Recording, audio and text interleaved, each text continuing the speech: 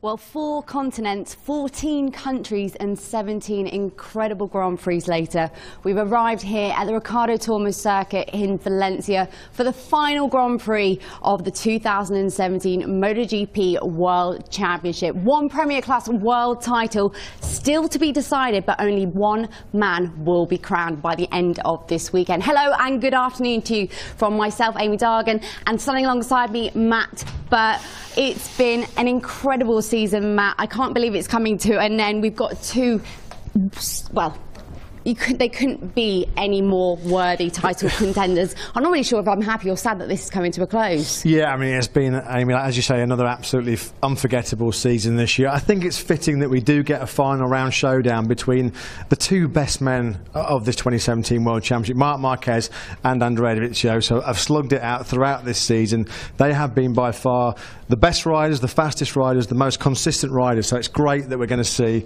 a final showdown duel between the pair of them here in Valencia on Sunday.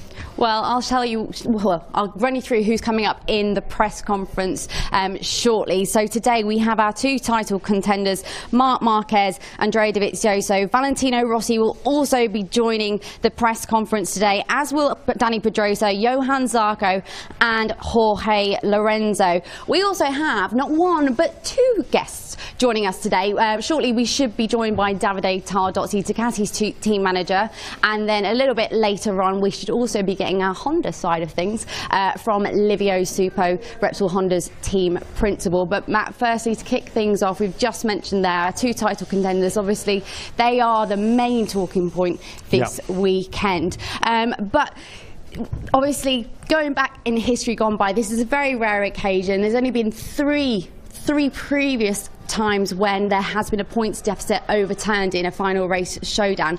Can Andrea Dovizioso do it? Mathematically, everything looks as though it's in Marc Marquez's garden. It does. I hate to nick a famous phrase off my co-commentator, Nick Harris, but never say never. But you're absolutely right, Amy. Andrea Dovizioso and Ducati have got a mountain to climb this weekend. They are still fighting for the championship. That fantastic win in Malaysia a couple of weeks ago, but 21 points. There's so much has got to go their way this weekend. The maths are absolutely simple. If Andrea Dovizioso does not win here at the Ricardo Tormo circuit on Sunday, it's game over. Marc Marquez will be world champion.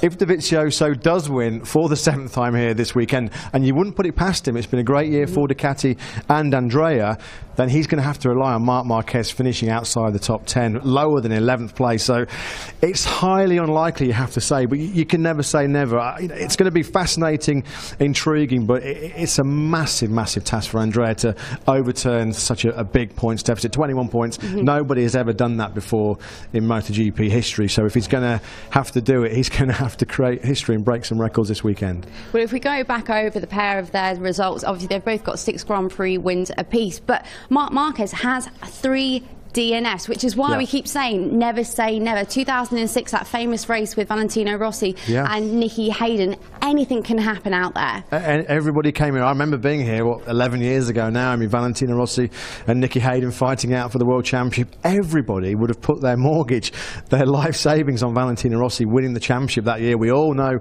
what happened. Valentino Rossi crashing at that second corner.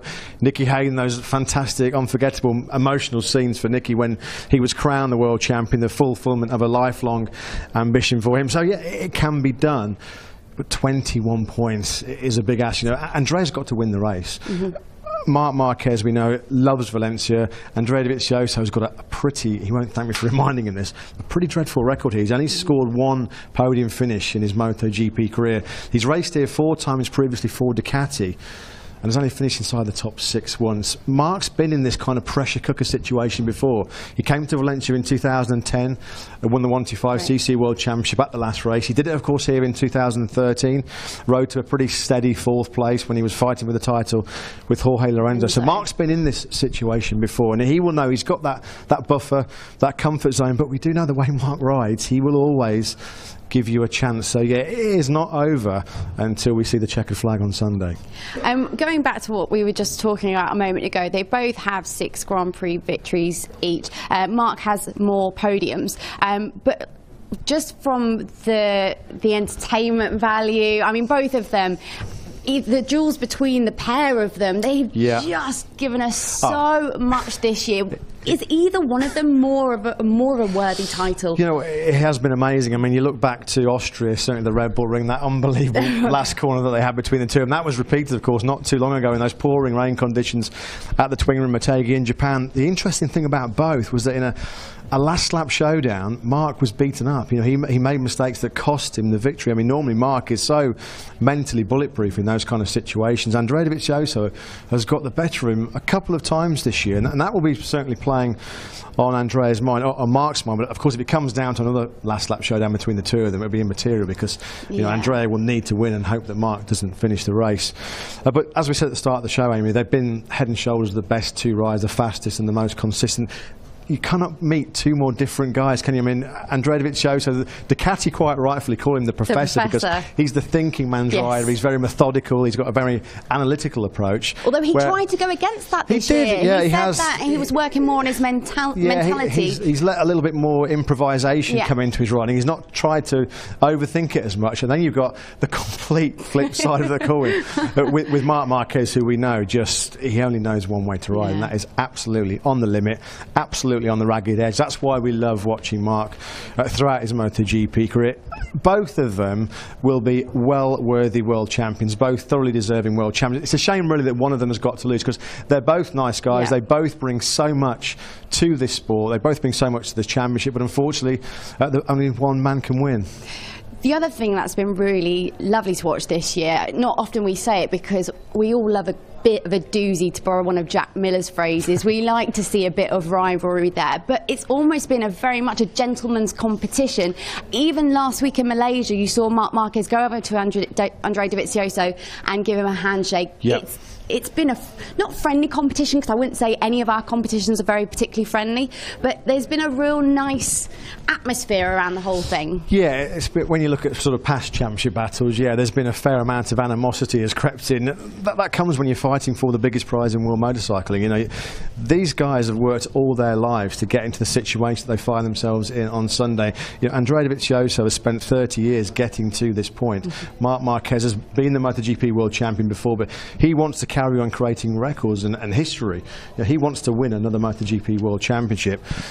As we said, the two of them are really chalk and cheese, but they've been able to keep their rivalry pretty cordial all the way throughout. It's hard, isn't it, really, to not like Andrea Dovizioso. He's such a popular guy in the paddock. He's always got time to say hello. I think, you know, of course, nobody has really got any preferences, but Andrea Dovizioso would be an incredibly popular MotoGP World Champion, as Marc would be as well. They're both great ambassadors for the sport. So, yeah, it's going to be intriguing to see how it all pans out on Sunday. Well, you might have noticed him creeping in the back of our picture, but we have been, I'm delighted to say, joined now by Davide Tardozzi. Davide, if you'd like to come and join myself and Matt, because we can't wait to speak to you, as I'm sure quite a few others have. Davide, it's been an incredible year for both Ducati and Andrea Dovizioso. Already, I mean, put this Grand Prix weekend aside, already achieving so much, but has there been a particular moment that has stood out to you or to the team?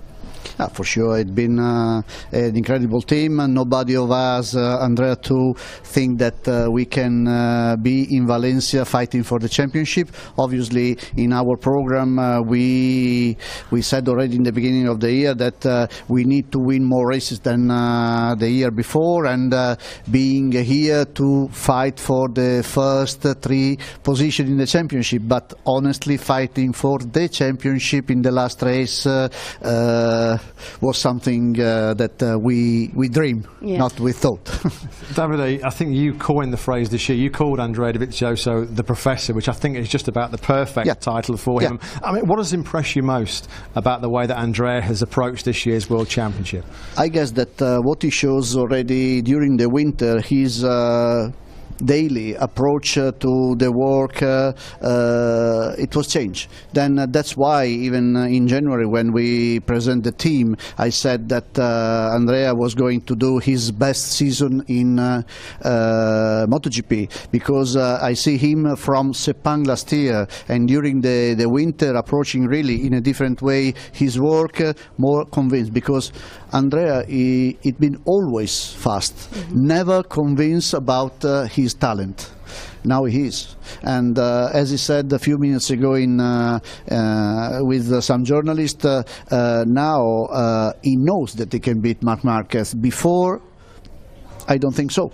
So now he's convinced that he can fight for the championship for each race, and so far I have to say that it's been more a Ducati problem this year than a Dovizioso problem, because unluckily we've been not so competitive in few tracks as a bike, I mean. And this I guess that was a problem for Andrea, like we all know about Phillip Island, but where all the Ducatis was in trouble. But I guess that he makes the step to be a real top rider for the future. Davide, one thing that completely blows my mind, I mean, we're all still so tired from those 3 back-to-back races, but the guys, they've been busy this week again. They've all been at the Milan Motorcycle Show. I mean, it is no stop for them. But did you have an opportunity to speak to him there and just really gauge where his head's at this weekend? Because I remember speaking to him at the start of Malaysia weekend, and he just seemed really level-headed, very calm. But by the end of Sunday's race, he was like, shocked. No. Amy, where is he at? Trust me,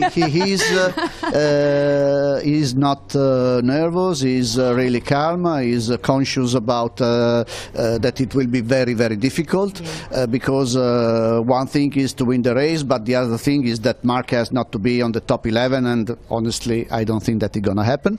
But anyway, he's relaxed, because now he's conscious about his talent, as I said before, and now he has no worries like he had before, because in the previous year he was always fighting against himself, trying to convince himself that he can beat those riders, and when he can't, he was there fighting for the podium. 3rd place was okay. Now it's not anymore. Something that the game's changed. He can accept. Davide, like you say, trying to recover 21 points to a rider like Marc in the last race, it is going to be a very, very difficult job. But we all love to dream. It's 10 years since Ducati last won the MotoGP World Championship with Casey Stoner back in 2007. What would it mean if you were able to achieve Mission Impossible maybe on Sunday afternoon here in Valencia? I think that in Bologna the city will explode. It will be dangerous. If it's gonna happen, it will be dangerous. But again, we know that there is really a small percent that is gonna happen. But apart that, we will accept, because we know that Marc Marquez is a fantastic rider. That if he's gonna win, he will deserve this championship. So for us is something that a result, a 2nd place that is ahead of our plane, and the most important thing is that we will be ready again next year with 2 riders to fight for the championship. Well, Davide, we know that miracles can happen here in MotoGP. Thank you so much for joining us. We hope a miracle comes your way this weekend. I feel as though I was a bit biased there, but for both sides, we really want them to do well. We want both to win. We wish there were 2 world titles, but have the best weekend, and thank you very much for joining us. Thank you. Thank you. Good luck, Davide. Have a great weekend. Well, Matt, that leaves us to have a little bit of a chat before we should be joined by Livio Suppo. But obviously, we're talking a lot here about Andrea Dovizioso and Marc Marquez, and if they win the race. But there's 2 other riders out there in the way of Dani Pedrosa and Jorge Lorenzo that also I wouldn't like to bet against taking the win here in Valencia. The pair of them have got impeccable records here in Valencia. Dani Pedrosa, nobody's won more Grand Prix here than Dani. Nobody has won more times in the Premier class than Jorge Lorenzo. Let's not forget the last 2 years. In 2015 he had the gentleman's set, didn't he, Jorge Lorenzo? Pole position, the fastest lap of the race, and the race win to deny Valentino Rossi in that nail-biting conclusion to the championship in 2015. And he did the same again last year. What a farewell it was to Yamaha before he joined Ducati. Another full set, pole position, fastest lap, and the race win. So we know that Jorge Lorenzo of late has been coming into some really, really strong form on that Ducati. Ducati. He loves this circuit, and you can never discount Dani Pedrosa. Other names come into the mix. A man we're going to hear from in the press conference very shortly, Johann Zarco. What fireworks have been coming out of that Frenchman lately? I mean, he could well really be another spanner in the works. We know that Johann Zarco, he cares very little for reputations. He's not intimidated. He will get in there and get in the fight. So yeah, there's all kinds of other names. Valentino Rossi and Maverick Vinales, you can never ever discount them, despite the fact that they've had a pretty horrible run of late. But they will also be fighting in that race win on Sunday. So yeah, Mark and Andrea are not going to only have themselves to worry about and each other to worry about. Exactly. Well, we are getting ready to be joined by our second guest. We will be talking very shortly to Livio Suppo, who's just got the biggest static shock in the entire world. Are you okay? I'm okay. Did that get you started for the weekend? Yeah, I mean, his atmosphere is electric. Absolutely. Couldn't have put it better myself. Livio, this weekend, everyone is so excited. Well, firstly, congratulations for all that Mark has achieved this year. It's obviously going to be over to him out there on Sunday to see if he can get the big one. But at the start of the season, I think all eyes were on Yamaha and Maverick Vinales being your main title opponent. Did that change anything in terms of Honda's approach to this year's championship when all of a sudden it was a Ducati and it was Andrea Dovizioso that was his nearest title rival? Well, not really, because, you know, at the end of the day, it doesn't matter who is the competitor. The important thing is to focus on yourself and try to do the best and try to fight for the win every race. Like Mick Doohan said, you know, you don't have to think about the championship, you have to think race by race, and the more race you win, the more chance you have to win the championship. So honestly speaking, clearly this winter looks like Maverick and Yamaha were the stronger competitor, and then step by step find out that Dovi was the stronger one, but this really didn't change anything for us or Mark. Livio, how does Mark approach this weekend? We love watching him because we know that Mark is full gas, he's all out attack every single lap of the race, but surely this weekend he will be thinking about the bigger picture, the prize of the championship. How do you expect him to approach it? I mean, from a mental side and going into the race strategy. You know, I think Mark proved to be not only very fast but also very intelligent, and already last year he won a championship thinking a lot, and this season, if you think about last race, for sure he was trying to control his talent and finish, because he knew that a few points more would have made sense comparing with the risk of losing a lot. So he's young, but he has a lot of experience, and I think he knows quite well how to manage the situation. It's not the first time, by the way, because in 2013 he was a rookie in this championship. The gap was much shorter. We knew that Jorge here is almost unbeatable, so he knew that the margin of mistake was much smaller. But I remember the night before he told myself and Nakamoto-san, tomorrow I will finish third. and this was what he did, because a fourth was enough, and he managed to finish third. And you know, then having said that, it's not easy, because it's never easy, but we will see.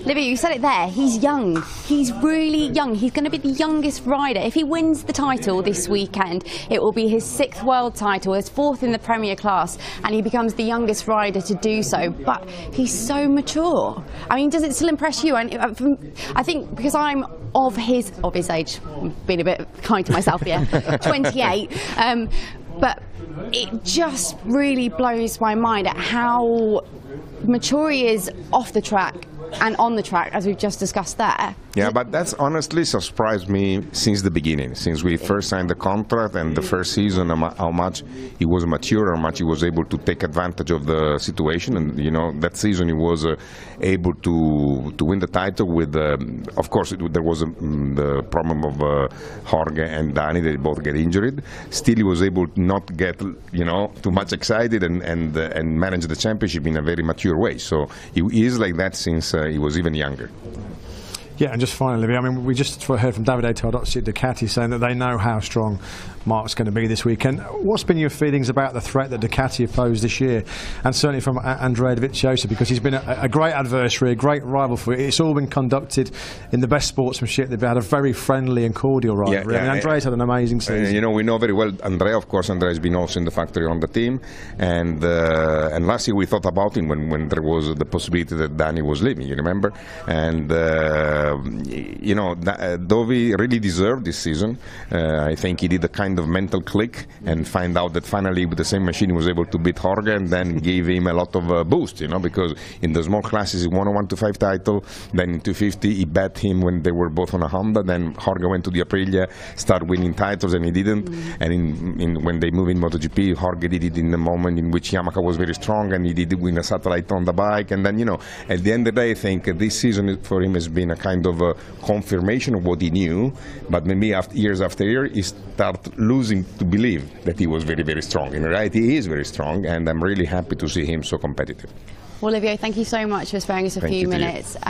I know it's bad luck in Italian, to wish you best of luck. So have a fantastic weekend. Enjoy it. Thank you very much. And we'll see you at some point later in the weekend. Thank you. Thank you. Great weekend, Livio. Well, we're getting almost ready to head over to our press conference. But we've heard it there from both sides. It's going to be an amazing weekend, no matter what the outcome is. We've got a few additionals to the MotoGP grid also this weekend. Wildcard riders in for KTM, Mika Kallio, and also Ducati's wildcard rider, Kaylee Pirro. And also Michael van der Mark is in replacing Jonas Folger again, but there's been a little bit of an update on the condition of Jonas Folger, I believe. Yeah, Jonas has been undergoing, as we know, a series of tests back in Germany. It seems like he's got some kind of liver issue, and also some quite serious problem with his throat. From the crash in Aragon. The crash in Aragon, yeah. So Jonas, thankfully, it sounds like it's nothing too serious. They know what they've got to do now moving forward to treat him. Yeah. And fingers crossed. I mean, it's been a horrible way to end what was such a great rookie season for Jonas. We hope that he is back on that Tech 3 Yamaha wise certainly in January in Malaysia, because the team needs him, and the sport needs a German rider doing well at the top of the championship as well. They really do indeed. There's also, aside from the racing, aside from the final race of 2017, there's so much going on here this weekend. If you're free tomorrow evening, do join us, because we have the final showdown of our very first, the inaugural MotoGP eSport Championship. We have our 16 finalists. They're with us all weekend long, and it's going to be a fantastic event. You can check out esport.com.motogp to find out where you can watch that, but it's available on most of the local broadcasters, MotoGP.com, or on YouTube, Facebook, but more information on the website on that. It's the only time I think I'll ever see a 16-year-old or a 44-year-old lap quicker than Marc Marquez around Valencia. The funny thing is, everyone's after this fantastic, like incredible BMW M240i Coupe, and some of them are not even old enough to drive it. I was asking someone today, I said, well, who's going to get to have that for the next 2 years? And they're like, well, my dad. Well, I'll happily take the keys. I was going to say, I might volunteer myself. But anyway, we are heading over now to the press conference, where we shall be joining Nick Harris for his final Thursday press conference as well. But from both myself and Matt here, have a fantastic weekend. Thank you so much for joining us, and enjoy Valencia.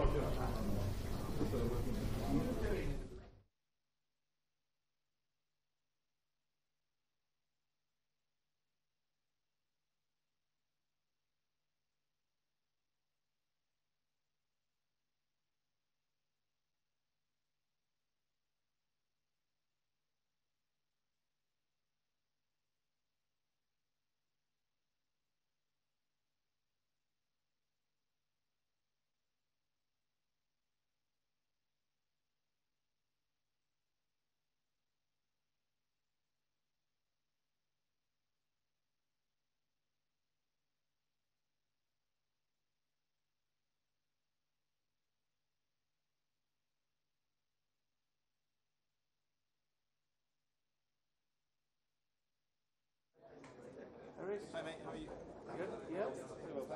That was needed, chair.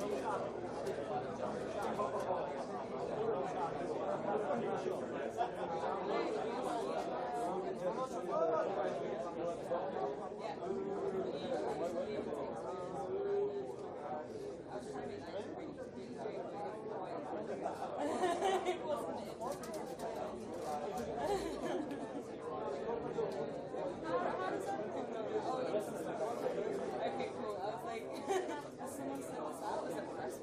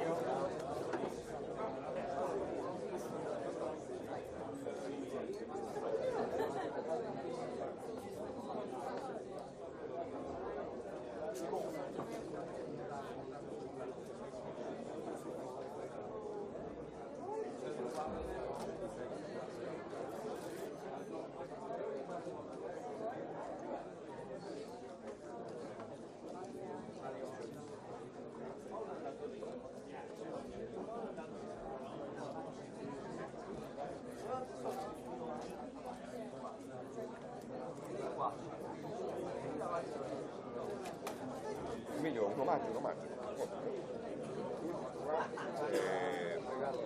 regalo c'è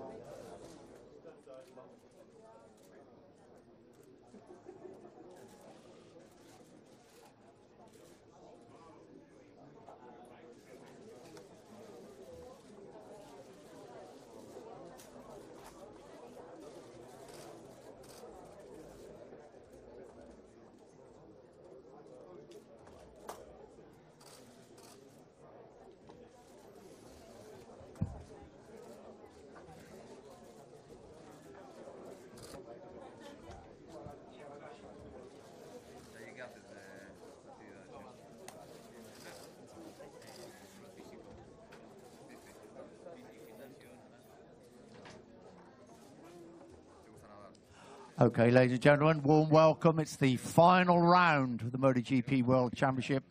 After 18 rounds, well, 17 rounds, this is the 18th.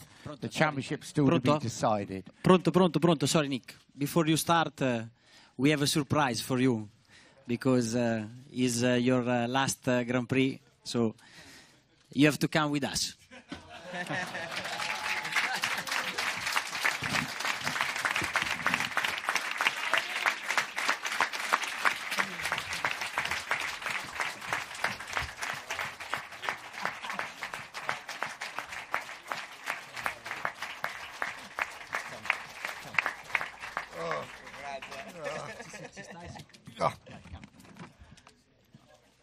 Look at the...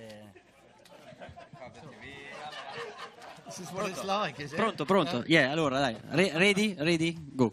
Look here. You look there.